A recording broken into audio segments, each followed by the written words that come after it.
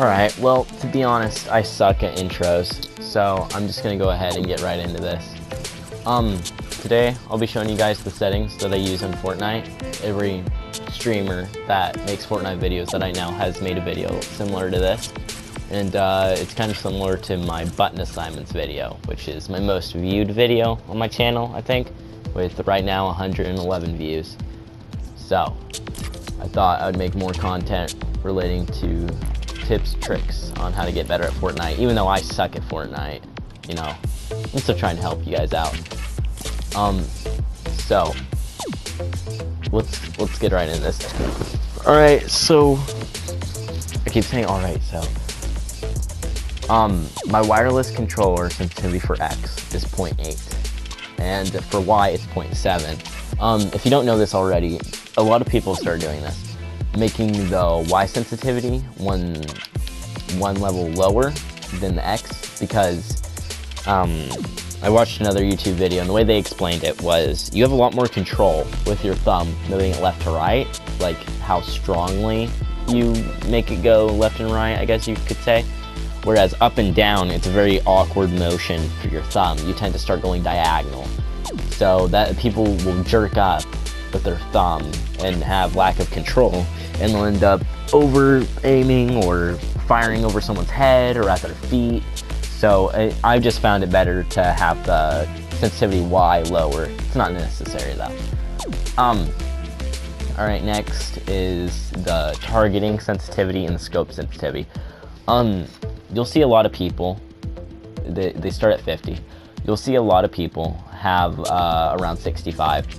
And I personally, I don't understand how they can even function at 65. I can barely function at the default 0.5, because at mid-range, if you find yourself like missing your crosshair, like you either move it too far left, right, too far up, down, when you're aiming at someone medium to long range, zoomed in, it's because of that reason. It's because of this sensitivity.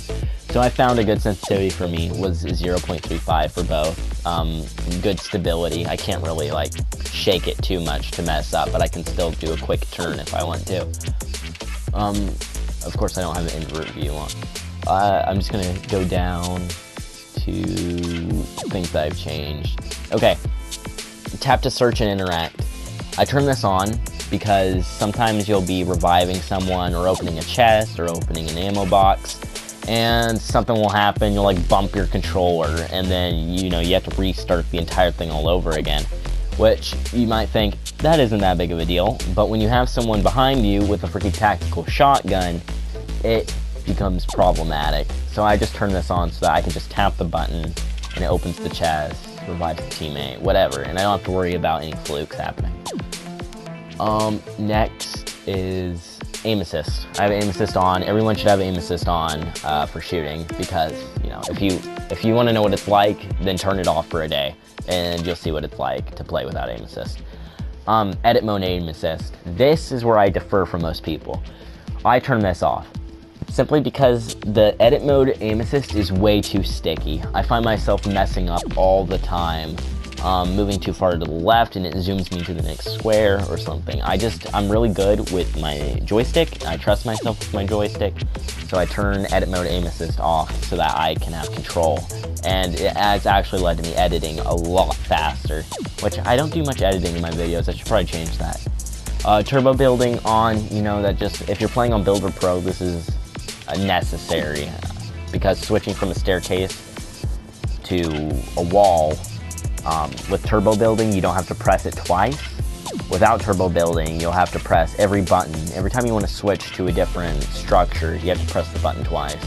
So it's not fun. Just turn it on, turn it off. Auto material change, always have this on as well, because you run out of wood and you don't want to have to press circle and then left on the D-pad to switch to brick or metal. And when you're in the middle of a build battle, that's just something that you don't want to do.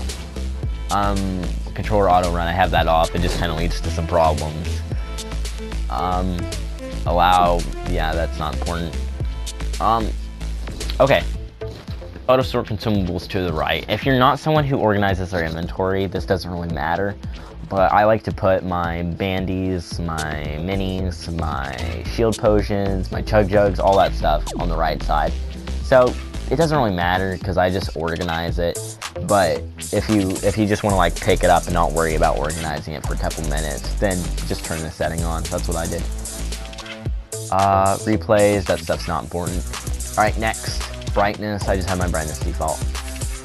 Audio, I have music volume down a little bit, sound effects volume up to medium, voice chat volume all the way up so that I can hear people twice as much as I hear the sound effects in the game. So, you know, I can hear them instead of the bullets. And then cinematics, I just have regular, and I have both of these on, of course. Color correctness. All right. So I actually have two recommendations for this if you want to turn it on, which I do sometimes. I did in my earlier videos. You might notice this slight color change. I leave it at 5, but sometimes I do Protanope, and sometimes I do Tritanope. Tritanope makes everything really bright, from my experience. It makes all the colors really vivid, really bright, and Protanope makes darker colors stand out a lot more.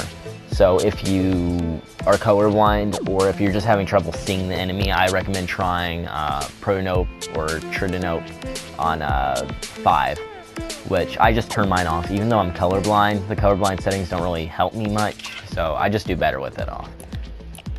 It doesn't really pertain to me. All right, next. So let me just state this. Okay, this sucks, this sucks, this sucks, this sucks, this is good. The reason for that is because I'm sure you've noticed, especially if you've seen my button assignments video, I switched my PS4 button assignments back to normal because now I can use YouTube, Share Factory, all that stuff without pressing the wrong button. When it says to press L2, I can actually press L2 instead of L1.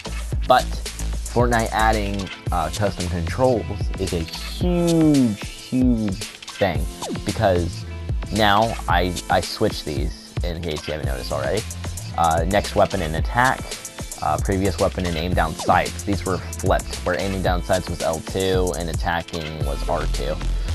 So this is more of a PS3 style. If you've ever played on the PS3, this will benefit you a lot. Or if you use pistols, if you're finding that you're too slow when you're aiming or shooting, just putting L1 and R1 really speeds things up. You'll notice a huge difference if you try it.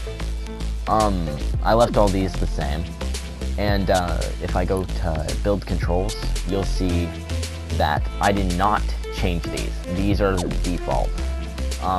The reason for that is because I like how it's set up, you know, wall with R1, stair with L1. The problem with changing the PS4 button assignments was that it would flip these too. You didn't have any control over what part of the game it flipped. So it's really nice that they put build controls and combat controls as two separate things for you to change.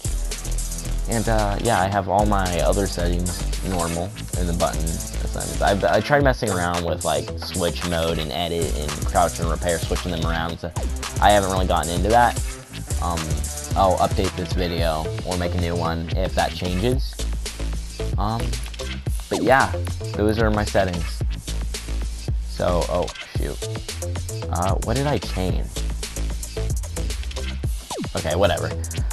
Alright, well, I hope you all enjoyed my settings video, and I'll see you guys in the next one.